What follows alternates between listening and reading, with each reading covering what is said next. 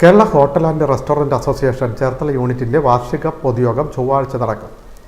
ചേർത്തല ഭുവനേന്ദ്ര ഓഡിറ്റോറിയത്തിലാണ് വാർഷിക പൊതുയോഗം സംഘടിപ്പിച്ചിട്ടുള്ളത്. ഒരുക്കങ്ങൾ പൂർത്തിയായതായി ഭാരവാഹികൾ വാർത്താസമ്മേളനത്തിൽ അറിയിച്ചു. ഈ സമ്മേളനം പൊതുയോഗം ഉദ്ഘാടനം ചെയ്തത് ബഹുമാനപ്പെട്ട ചേർത്തല മുനിസിപ്പൽ ചെയർപേഴ്സൺ ഷേർലി ഭാർഗവനാണ്. ഇതിൽ മുഖ്യ പ്രഭാഷണം നടത്തുന്നത് രാജീവ് ആലങ്കലാണ്.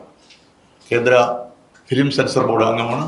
അതുപോലെ തന്നെ Cherthala food safety officer Shrimati കൃഷ്ണപ്രിയയുടെ നിറമല്ല രുചി എന്ന പുതിയൊരു തീം ഇതിനെപ്പറ്റിയുള്ള ബോധവൽക്കരണ ക്ലാസ് ഉണ്ടായിരിക്കുന്നതാണ്.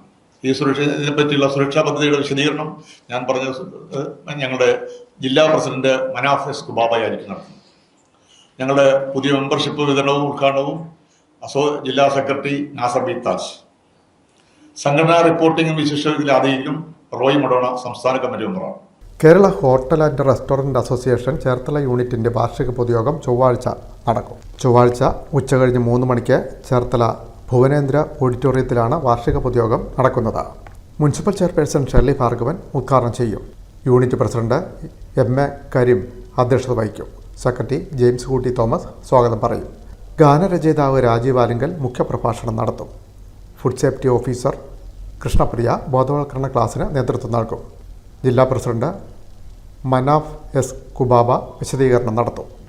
ജില്ലാ secretary Nasar B Taj membership വിതരണത്തിൻ്റെ ഉദ്ഘാടന കർമ്മം നിർവഹിക്കും. സംസ്ഥാന സെക്രട്ടറി റോയ് മഡോണ വിശിഷ്ട വ്യക്തികളെ ആദരിക്കലും സംഘടനാ റിപ്പോർട്ടിംഗ് നടത്തും. M A. Kareem, James Kutty Thomas, V Y. Ansari എന്നിവരെ ചടങ്ങിൽ ആദരിക്കും. ചേർത്തല മുനിസിപ്പൽ കൗൺസിലർ മിത്ര വിന്ദഫായി, അസോസിയേഷൻ സംസ്ഥാന കമ്മിറ്റി അംഗങ്ങളായ മുഹമ്മദ് കോയ, ജി മോഹൻദാസ്, ഇ.എ. നവാസ്, രാജേഷ് പടിപ്പുര എന്നിവർ ആശംസകൾ നേരും. ആശ തോമസ് നന്ദി പറയും. ഒരുക്കങ്ങൾ പൂർത്തിയായതായി ഭാരവാഹികൾ വാർത്താസമ്മേളനത്തിൽ അറിയിച്ചു. Unit president M A. Kareem, secretary James Kutty Thomas, V Y. Ansari, Asha Thomas, Mohandas, Shelbaraj, Ani തുടങ്ങിയവർ ചേർത്തലയിൽ നടന്ന വാർത്താസമ്മേളനത്തിൽ പങ്കെടുത്തു.